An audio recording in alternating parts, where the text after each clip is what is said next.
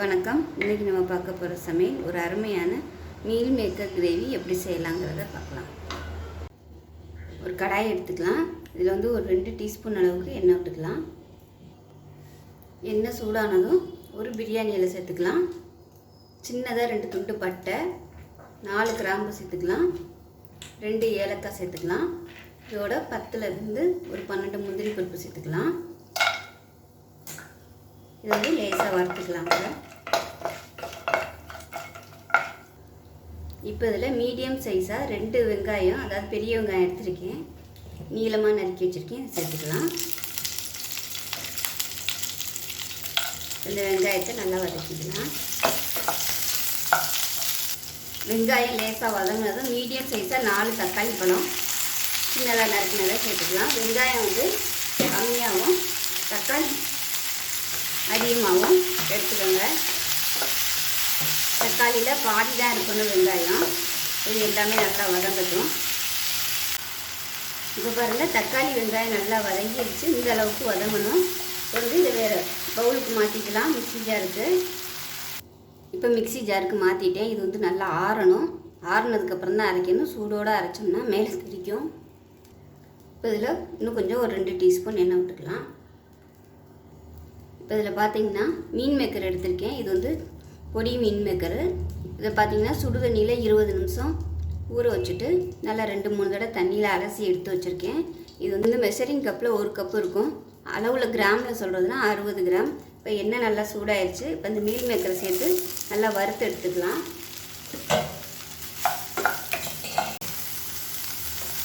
இப்போ இது நல்லா கிறிஸ்பியாக வறுத்தாச்சு. அமர்த்திட்டு வேறு பிளேட்டுக்கு மாற்றிக்கலாம். இப்போ ஒரு குக்கர் எடுத்துக்கலாம். இதில் வந்து நெய் சேர்த்துக்கலாம். நெய் இல்லை வெண்ணெய் எதுனாலும் சேர்த்துக்கலாம். இது கூடவே ஒரு 2 டேபிள் ஸ்பூன் அளவுக்கு எண்ணெய் சேர்த்துக்கலாம், ரீஃபைண்ட் ஆயில். எண்ணெய் சூடானதும் ஒரு 2 டேபிள் ஸ்பூன் இஞ்சி பூண்டு பேஸ்ட் சேர்த்துக்கலாம்.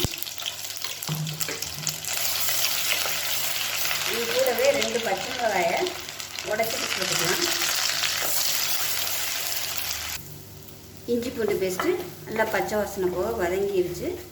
இப்போ இதில் பார்த்தீங்கன்னா 1 டேபிள் ஸ்பூன் தனியாத்தூள், 1 டேபிள் ஸ்பூன் மிளகாத்தூள், 1/4 டேபிள் ஸ்பூன் மஞ்சள்தூள், 1/4 டேபிள் ஸ்பூன் கரம் மசாலா, இது எல்லாத்தையும் சேர்த்துக்கலாம். அடுப்பு வந்து மீடியமான ஃப்ளேமில் இருக்கட்டும். இல்லைன்னா உங்களுக்கு பொடி போட்டதும் சட்டுன்னு கறியிடும்.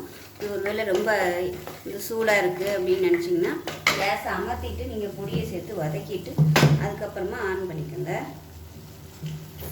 அது நல்லா வதங்கிடுச்சு. இப்போ வந்து நம்ம அரைச்சி வச்ச பேஸ்ட்டு அதில் சேர்த்துக்கலாம்.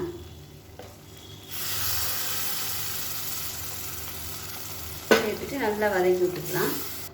இப்போ மிக்சியில் இருந்து தண்ணியை அலசிட்டு சேர்க்குறேன். இப்போ அதில் உப்பு சேர்த்துக்கலாம். வந்து தண்ணி சேர்த்துக்கலாம். 1 டம்ளர் அளவுக்கு தண்ணி சேர்க்குறேன். திக்னஸ் பார்த்துக்கிட்டு நீங்கள் தண்ணி சேர்த்துக்கோங்க. எவ்வளோ கிரேவி வந்து எவ்வளோ வேணுமோ அதுக்கு தகுந்த மாதிரி தண்ணி சேர்த்துக்கோங்க. எனக்கு வந்து இது போதும், அதனால் இதுக்கு மேலே தண்ணி ஊற்றலை. இப்போ இதில் 1 டேபிள் ஸ்பூன் அளவுக்கு காஞ்ச வெந்தயக்கீரை, அதாவது கஸ்தூரி மேத்தி சேர்த்துக்கலாம். இது வச்சுருந்தீங்கன்னா சேர்த்துக்கோங்க, இல்லைன்னா ஒன்றும் பிரச்சனை இல்லை. வறுத்து வச்சுருந்த மீன் மேக்கரை சேர்த்துக்கலாம். கலந்து விட்டுட்டு உப்பு செக் பண்ணி பார்த்துட்டு 10 சேர்த்துக்கோங்க. மூடி வச்சிடலாம். மூடி வச்சுட்டு விசில் போட்டுக்கலாம். 3 விசில் விட்டுட்டு ஸ்டீம் போனதுக்கப்புறம் பார்க்கலாம். இப்போ எப்படி இருக்குன்னு பார்க்கலாம். இப்போ பாருங்கள், நல்லா அருமையாக வந்திருக்கு பாருங்கள். டெக்ஸ்சர் சூப்பராக இருக்குது. கரெக்டான டெக்ஸ்சரில் இருக்குது. நம்ம சப்பாத்திக்கெலாம் தொட்டு சாப்பிட்ற மாதிரி. நான் வந்து இன்றைக்கி சப்பாத்தி தான் பண்ணியிருக்கேன். நல்ல வாசனையாக இருக்குது. ஸோ இது மாதிரி ஒரு நாள் ட்ரை பண்ணி பாருங்கள். சூப்பராக இருக்கும். செஞ்சு பார்த்துட்டு எப்படி வந்துச்சுங்கிறத சொல்லுங்கள். வீடியோ பிடிச்சின்னா லைக் பண்ணுங்கள், கமெண்ட் பண்ணுங்கள், சேனலை சப்ஸ்கிரைப் பண்ணுங்கள், பக்கத்தில் உள்ள பெல் பட்டனையும் ப்ரெஸ் பண்ணுங்கள். நன்றி.